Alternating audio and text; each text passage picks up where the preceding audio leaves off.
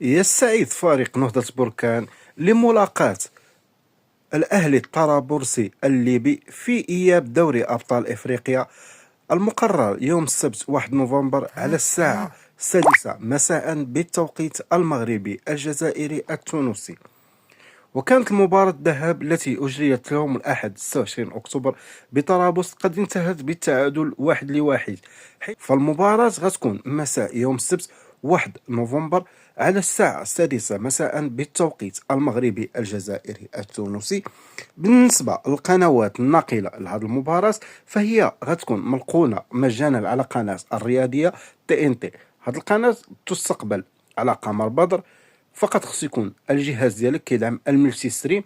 تردد القناة فهو 11180. القطبية غتكون فيرتيكال حرفي عمودي، الترميز غيكون 27500.